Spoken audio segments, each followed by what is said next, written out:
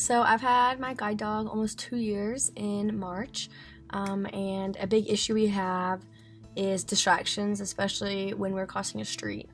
So Jetta is taught something called intentional disobedience. So if we are at a crossing, or it can happen anywhere, honestly, where she views that we are in danger, she is trained to ignore my commands. So when we approach a curb, she stops at the curb to tell me that we are about to enter a potential street crossing or a dangerous situation. And so I listen for cars. When I don't hear any, I tell her forward. But if there's a car coming, when I tell her forward, she will not move. So at the beginning, it was really frustrating because I'm just standing at this curb. I don't hear a car, but my dog's not going. Is she just not listening, or is there actually a car? And every single time, there's a Prius. They're too quiet, and I can't see them. So she's taught this intentional disobedience for street crossings.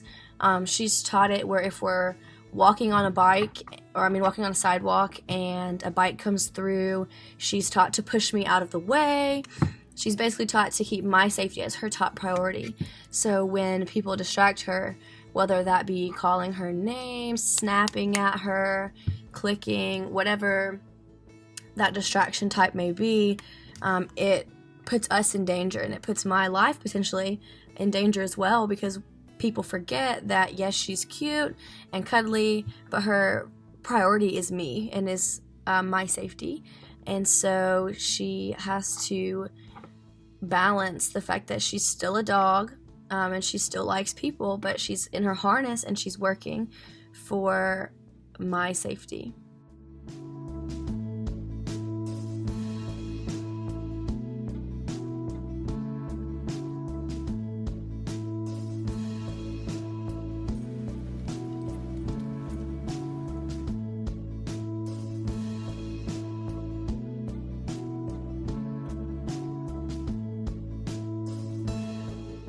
I think it's really important that whenever you go to interact with a visually impaired person, whether they have a cane or a guide dog, is to always ask if they want help.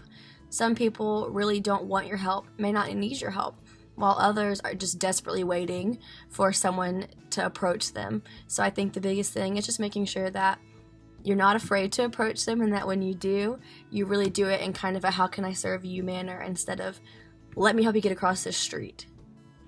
There's nothing worse than being in an unknown situation, already blind to your surroundings, and having this random person just grab your arm to help you. So if you ever encounter someone with a visual impairment, always make sure that you kind of introduce yourself, like, hey, I'm Emma, can I help you with anything? Or something on that sense, instead of just grabbing their arm to help them when they already don't know where they are or might not need the help.